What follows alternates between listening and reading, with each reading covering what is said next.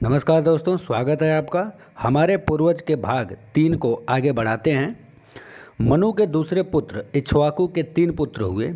एक कुक्षी, दूसरे निमि और तीसरे दंडक।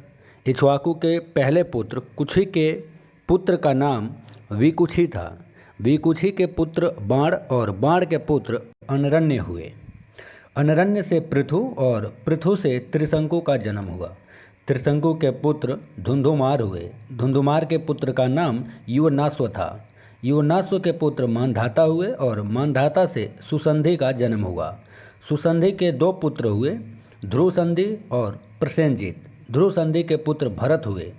कुक्षी के कुल में भरत से आगे चलकर सगर, भगीरथ, रघु, अम्बरीश, ययाति, नाभाग, दशरथ और भगवान श्री राम हुए। ये सभी राजा अयोध्या पर राज्य कर चुके हैं। पहले अयोध्या भारतवर्ष की राजधानी हुआ करती थी, बाद में हस्तिनापुर हो गई।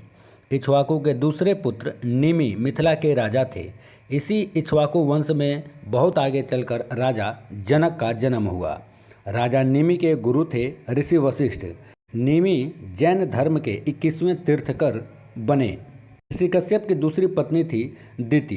कश्यप ऋषि ने दिति के गर्भ से हिरण्यकश्यप और हिरणाक्ष नामक 2 पुत्र और एक सिंहिका नामक एक पुत्री को जन्म दिया था। श्रीमद् भागवत के अनुसार इन 3 संतानों के अलावा दिति के गर्भ से कश्यप के 49 अन्य पुत्रों का जन्म भी हुआ था, जो कि मरुंदड़ कहलाए।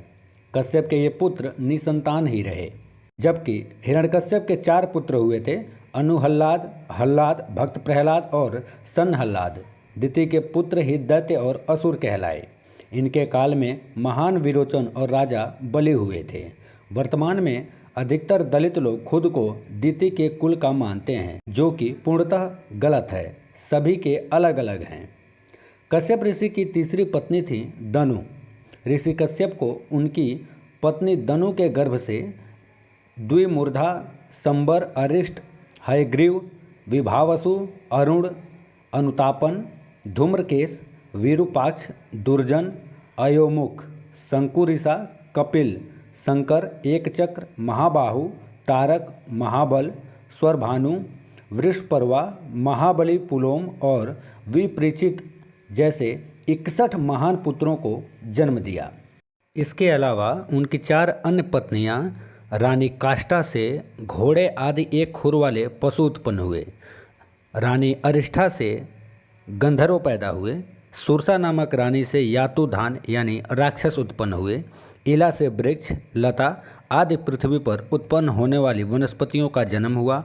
मुनि के गर्भ से अप्सराएं जन्मी। कश्यप की क्रोधवसा नामक रानी से सांप, बिच्छू आदि विषैले जंतु पैदा हुए। ताम्रा ने बाज, गिद्ध आदि शिकारी पक्षियों को जन्म दिया। सुरभि ने भैंस, गाय तथा 2 खुर वाले पशुओं को जन्म दिया। रानी सरसा ने बाघ आदि हिंसक जीवों को जन्म दिया। तिमि ने जलचर जंतुओं को अपनी संतान के रूप में उत्पन्न किया।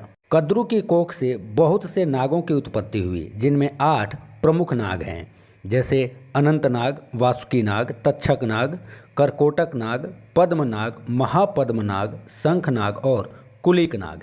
इन्हीं से नागवंश की स्थापना हुई। विनीता के गर्भ से गरुड़, जो कि भगवान विष्णु के वाहन हैं, और वरुण, जो कि सूर्य जी के सारथी हैं, पैदा हुए थे।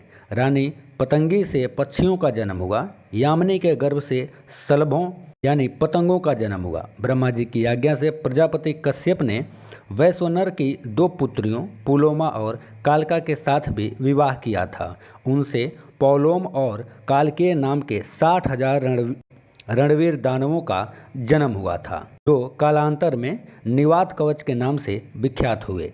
कहा जाता है कि ऋषि कश्यप के नाम पर ही कश्यप सागर यानी कैस्पियन सागर और कश्मीर का प्राचीन नाम पड़ा था। समूचे कश्मीर पर ऋषि कश्यप और उनके पुत्रों का ही शासन हुआ करता था। कश्यप ऋषि का इतिहास प्राचीन माना जाता है। कैलाश पर्वत के आसपास भगवान शिव के गणों की सत्ता थी। इसी इलाके में दक्ष राजाओं का साम्राज्य भी हुआ करता था। दोस्तों, हमारे पूर्वज भाग 3 यहीं समाप्त होता है। फिर मिलते हैं हमारे पूर्वज के भाग 4 में।